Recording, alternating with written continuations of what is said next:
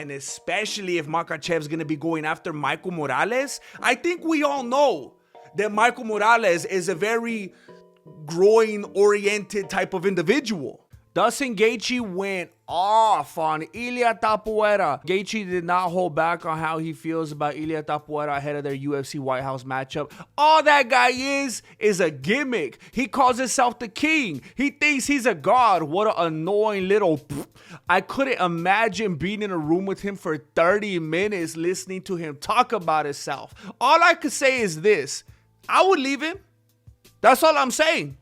No way I put up with them. I leave him. I gotta say, Gaethje, it's weird that these dudes are going into a war together, into a battle, and Gaethje's trying to think of an illustration of how he would feel if they were a gay couple. That's his first thought. We're about to go to war. We're not only going to war with each other, we're going to war with the heat, with the bugs, with the humidity, with all them politicians and world leaders. But how would I feel if we were in a homoerotic relationship? I can't blame him though. I was just talking about it yesterday. There's something about Ilia. There's something very metrosexual about him. You know that he was born with one eyebrow. You know that fool was born with one eyebrow. He cares very much about his appearance. Demetrious Johnson says he heard a rumor that the UFC aren't gonna sign any more Dagestani. That's like the NBA going, hey, no more black dudes. Unless they look like they're black, like Anderson Silva and El Mero Mero, Yoel Romero, they could look black. We'll take black dudes if they're from Brazil, if they're from Cuba. I heard a rumor recently that they're not letting any more Dagestans or Russian guys in the organization because they're that good. Really? Because they would just destroy everybody. Right? Could you imagine more Umar Nurmagomedovs? Could you imagine that? The guy who's a striker, I'm taking you down. I'm grounding and pounding you. You know what I think it is about these Russian dudes, these dudes out there in the Caucasian mountains of Dagestan, Russia, Chechnya, whatever it is? I think it's a lack of Wi-Fi. I truly think it's poor Wi-Fi. Hey, if they got internet, it's like net zero at best. It's like dial-up. All I'm saying is they definitely can't have what we have. And I think that's the demise of all the other places outside of places like them deserted mountains. You get people, I mean, how can you get a kid growing up in California? That you got these dudes out there in Dagestan. You got these 8-year-olds training with bears. And you got the 8-year-olds in California on Roblox. And they're talking to some 47-year-old predator that they think's a little girl their age. Like, there's no comparison. They can't keep up with this. The Dagestanians start off fighting the bears for fun, as a pastime. Instead of playing Fortnite, they're fighting with bears. And then it graduates to now they have to fight with bears because that's the only competition. You got these little Russian kids fighting to the death with bears, while you got all these American kids sitting on the couch with a pack of gummy bears. You got these little Russian kids fighting for their lives because they're fighting with bears. And you got these other kids from the United States fighting for their lives because they're fighting type 2 diabetes. First look at Alex Pereira's character, the Butcher, in the new A24 movie Onslaught.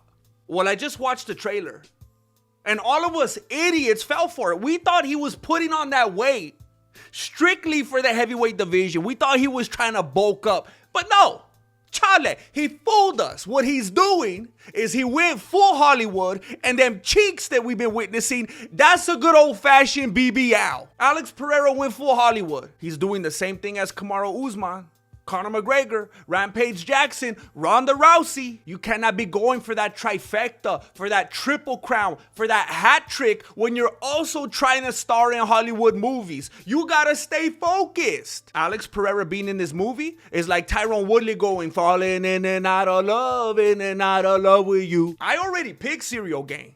And I don't even like him, but this further validates my claim. How much you want to bet this movie's going to be on Paramount? Dana White reveals that before he was famous, he'd go into DVD stores and place UFC highlight DVDs at the front of the top 20 DVDs of the week section to help sell more copies. This is like what I do when I go to Best Buy and I put my videos on all the computers. When those checks started rolling in from DVDs, it was like $1 million, millions of dollars. Yeah. Millions of dollars. And I would literally up the street on our old offices on Sahara.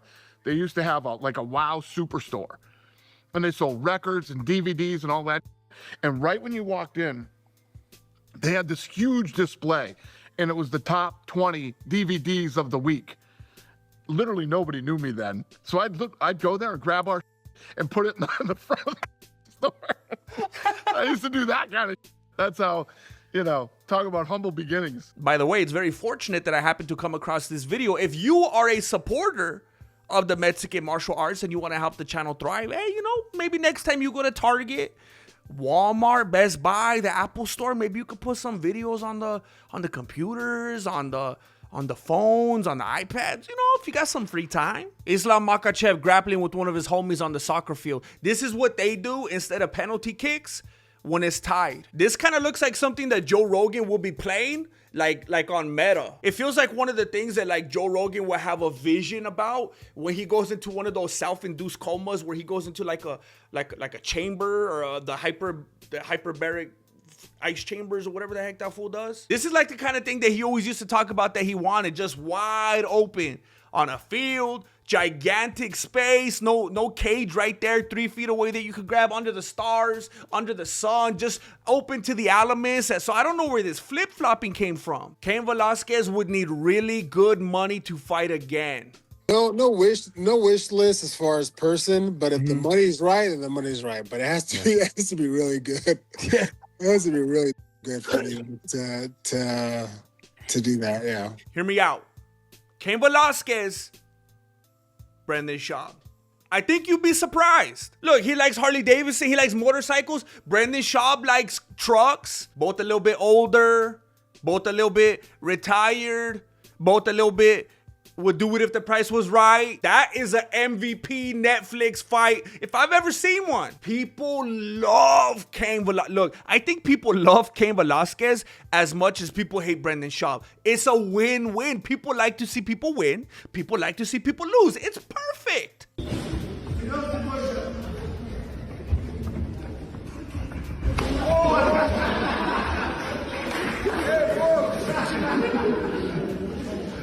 Hey, why are they laughing? Like,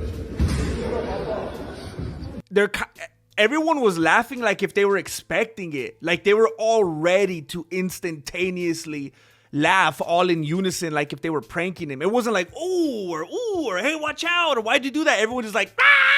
Hey, but this don't look good though. If I'm sparring with a little kid, that's like the first thing I'm protecting, because they tend to, whether they're doing it on purpose, like they're being a brat, they're trying to be funny or whatever, or accidentally, it's something with somebody that's like a newbie that gets attacked or accidentally hit quite often. And especially if Makhachev's gonna be going after Michael Morales, I think we all know that Michael Morales is a very groin-oriented type of individual.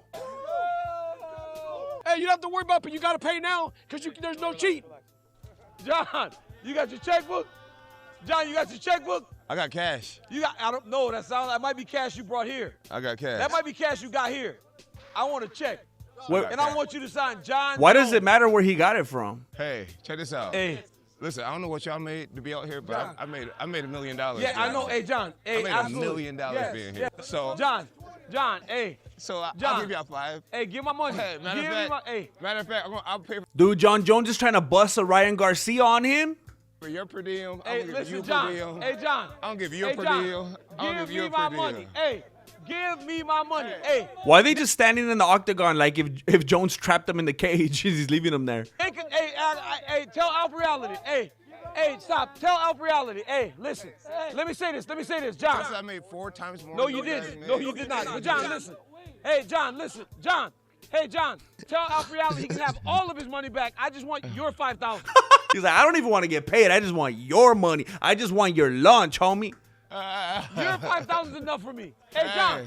I'm going to give Alp Reality back his $800,000. And I'm going to just take your 5. I'll just take your 5. Alp Global. Hey, DC, he's a good trash talker, man. I know he's like the lovable dude. He's a friendly dude. But when he wants to, and maybe that's why it comes out like even edgier, because he's not, most of the time he's not that guy. He's like the the funny, cool guy to be around, like the uncle or whatever. And so when he lets it loose, it's like it's been stewing for a while. You know, he's been letting it marinate. Hey, I can pay all your... you can have all your money back.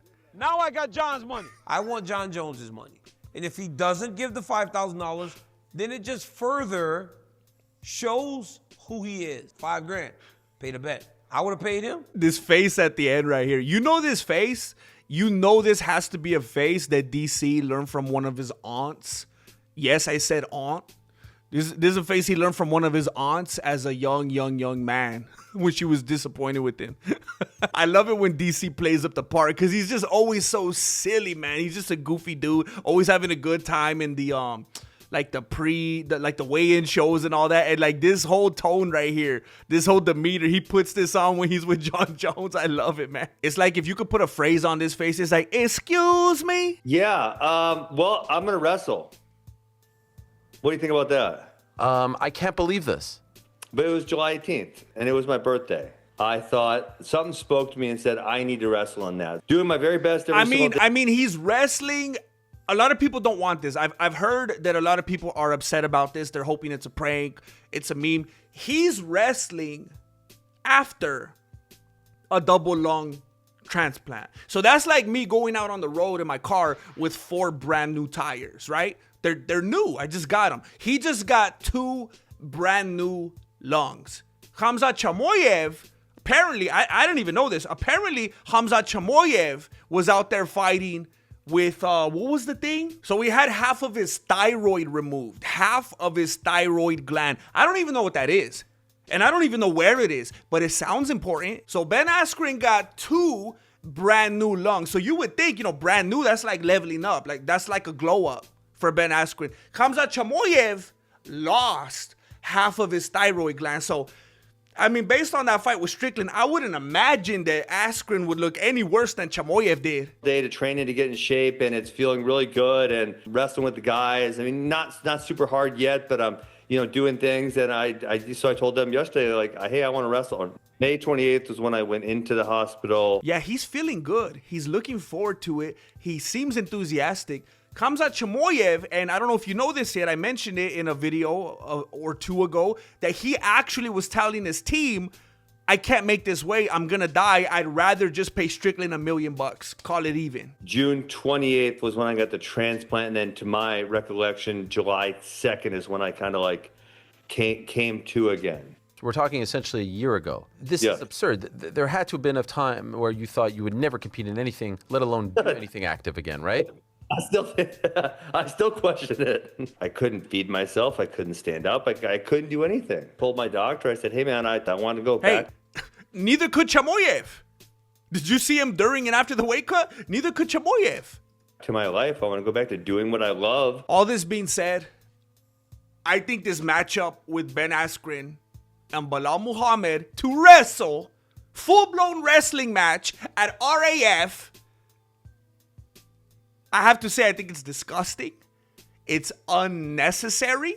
There is no good reason whatsoever that we should have Belal Muhammad continuing to take L's.